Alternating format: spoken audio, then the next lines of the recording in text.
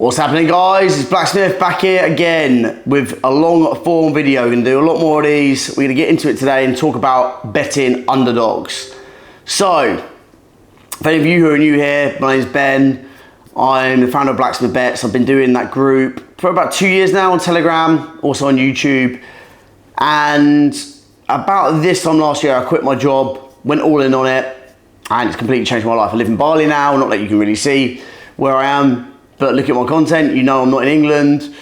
Things went very quick in terms of my progression through sports betting, and that was because I started off small with the bankroll and then I invested cash from my job. I was very lucky I had a job in sales that gave me a large amount of cash and allowed me to pump it into a bankroll, which then provided me an income. And then I shared how I did it, and that's where I am today. So if you want to know why you should follow me, go in the Telegram, check out the free plays in there, the analysis. We post our stats every Monday and have done now for nearly 2 years. I don't see many people in this space showing their results, win, lose or draw. And believe me, we don't always win, but we post when we lose. You can see the full breakdown. We post it every Monday of our results every week, and our stats are very, very good. We're at the top end of the market. We're in like the top 10% if you're going by cappers who track their stats. So anyway, let's get into it. That's why you should listen to me. Now, what we're going to talk about today are underdogs, but different ways that you can bet with underdogs. Because sometimes you think an underdog is live and has potential, but maybe you don't want to back them winning because it's too risky, but there are other ways that you can play it. Now, the first thing you want to know about sports betting in general is that people don't like to bet underdogs. People like to bet favourites, and if they want a high odds play, they like to put a load of favourites together in a multiple bet, in a parlay, in an ACCA, a multi, whatever you want to call it, to boost the odds. And that is actually a very stupid idea in general. It's fun, so I'm not disrespecting anyone that does that. I do it for fun as well. But if you're talking about making profit, there's a reason why bookies make 90% of their profit from multis, from ACCAs, from parlays, whatever you want to call them. It's because you increase the variance. And if you put 10 selections together in football, for example, statistically, one of those teams that you back will get a red card, or something else will happen. They'll miss a penalty. They maybe will not get awarded a penalty when they should do. Some variance that you can't control will kill the ACCA, and that's why the bookies make so much money and don't mind giving you big odds. You'd be much better off just going for an underdog at the same odds. So the first way to bet underdogs is to take them straight. If you want to do this, what I recommend you do is you check to see who is betting, or how many people are betting on each side, because the one time you want to avoid betting an underdog is when everyone's betting them. So if you can hear, oh yeah, they're a really good underdog, yeah, I think they've got a good chance of winning, that's generally a red flag, because the average person wants to bet favourites. They're risk averse. Humans are risk averse by nature. They don't like betting an underdog. The only time they're going to bet it is when they think it's live. And look, if everyone's betting an underdog and the odds are good and the majority of people are betting it, why would the bookie give you that line? Especially if the odds are high. The answer is because they think it's going to lose. So that's the one time you should avoid underdogs, when it's a public underdog and the majority of people are backing it. So most of the rest of the time, people are going to be betting favourites. I use VSIN to show me how many people are betting on each side, but let's use an exaggerated example. If you get 90% of people betting on a favourite, the bookies are either doing one or two things. One, they're giving you a line where the odds are so low, they don't think it has value. Or if the odds seem okay, then it's probably a trap. Or they're just good enough, in the bookie's opinion, for you to bet it and lose money long term. So most of the time, because there's 90% of bets on the favourite, the underdog is going to be where the value is.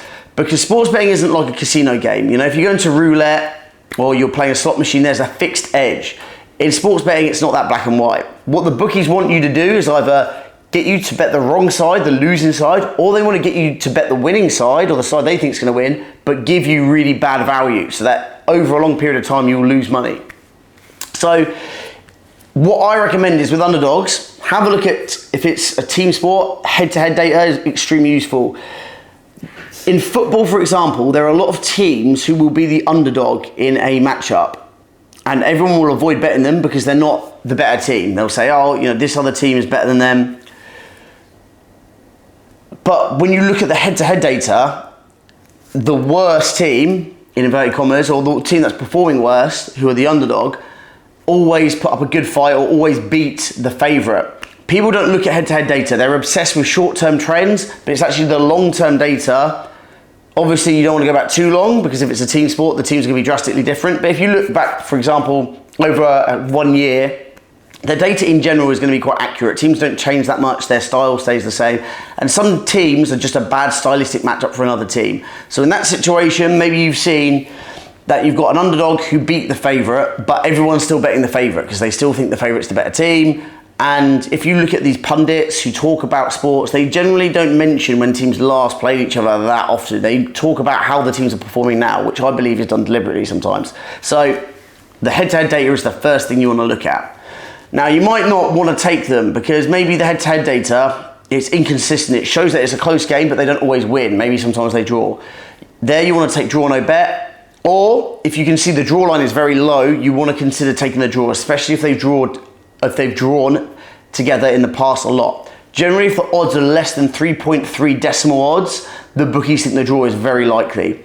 And if you can see, if you use a service like Odds Portal, for example, you look at all the lines, if you can see the draw line going down and then the home and away money line going up, that is a huge sign that the bookies think a draw is going to happen. And you're obviously going to get nice odds at about 2-1.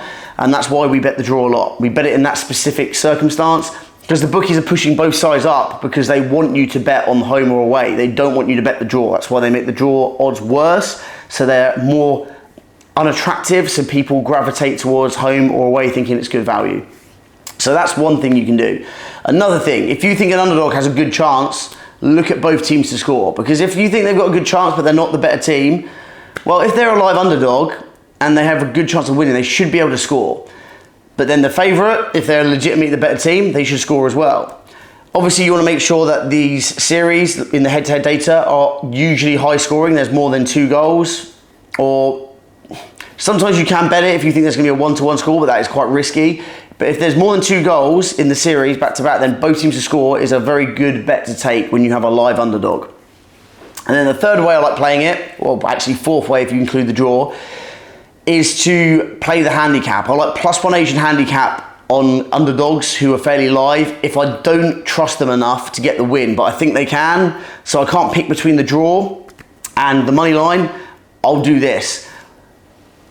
Now, you're going to get worse odds doing this, but it's a much safer bet because even if they lose by 1 goal, you're going to get a refund. And then if it's a draw, you're going to cash. If they win, it's going to cash. So you want to look for that in spots where people are overestimating the ability of the favourite because they've not looked at the head-to-head data.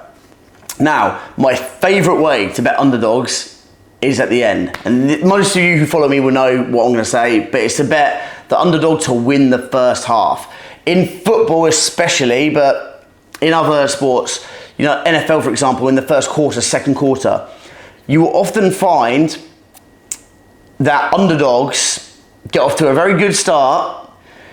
They maybe win the first half, the first quarter, but then the better team, the more high quality team, gathers themselves. Maybe they put substitutes on. Maybe they actually say, okay, we're going to, in NFL, we're going to use some of our other plays now. We're just going to go in and throw every weapon that we have at them, and then they come back and smash the other side. Or maybe they come back, but they don't quite win. But the first half money line is usually very, very good odds.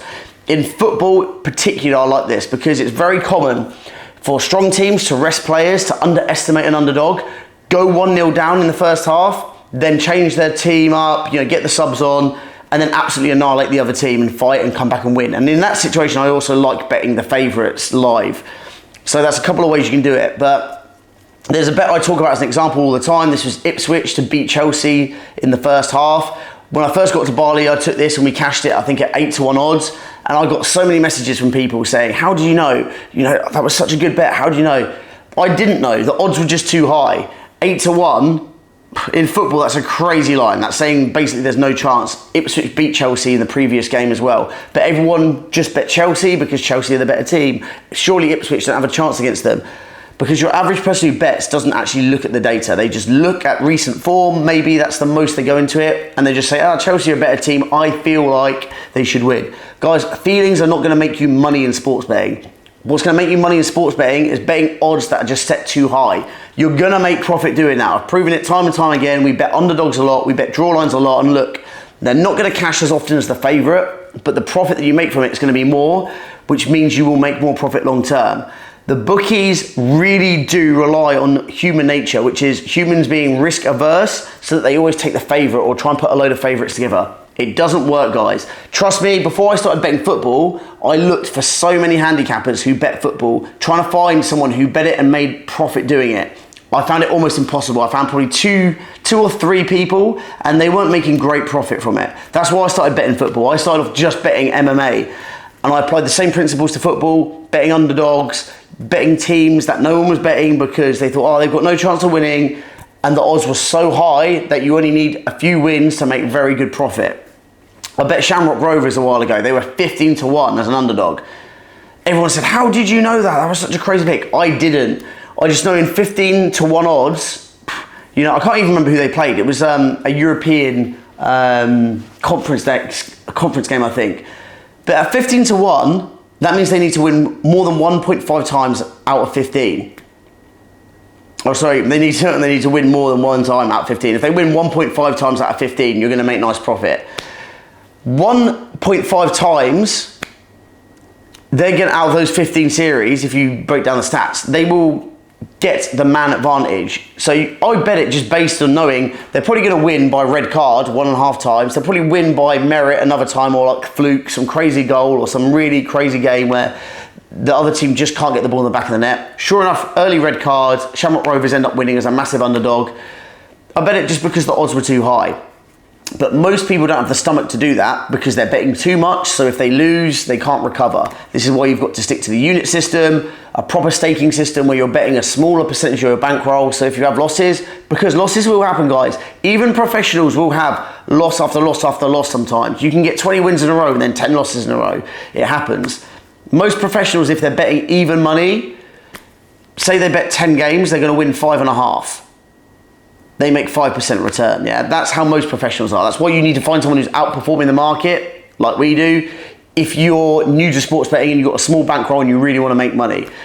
It's very important you understand what a realistic return is, because I have people in my group all the time. I'd a situation where we had 10 wins in a row at nice odds as well, and then we had one loss, and the person was panicking and upset and annoyed that the last play lost, that they had 9 wins in a row and then they had one loss. And I was like, mate, you are crazy. What are you on about? That is so good. You're not going to have results like that. Most of the time you're going to win half, lose half, and then win a couple extra, and that's your profit.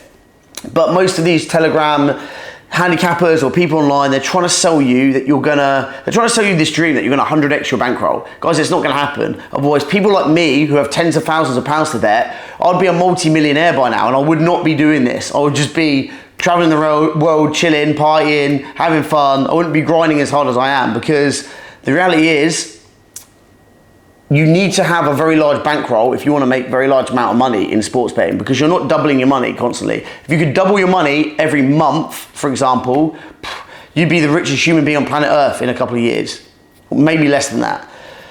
So the way you do it is you bet a small percentage of your bankroll in each play. Then when the losses come, it doesn't matter, and the wins, start adding profit back on when you start winning. Even if you have a losing period, that profit slowly adds up, your bankroll gets bigger, your unit size gets bigger, so the profit gets more and more and more, and before you know it, 10% ROI becomes a nice income. It becomes £1,000, £2,000, £3,000 a month.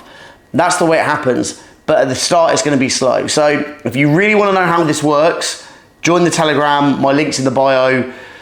Look in the description of this video, it'll be in there. I explain everything in there. The reason I started the Telegram group is because I was sick and tired of following these groups where the people obviously weren't professional gamblers and they had no idea how it works. So I just started the group to explain how it actually works. We post free plays in there every day, free analysis. We've got a very good record. The free plays last week had over, I think it was a 62.8% ROI. Extremely good stats. Most professionals get 3 to 5% on average. So we're smashing it at the moment. Go and join us, follow along. And start betting underdogs, guys. That really is where the value is most of the time. And professionals smash underdogs. They do bet favorites as well, but underdogs are where they make a lot of their money.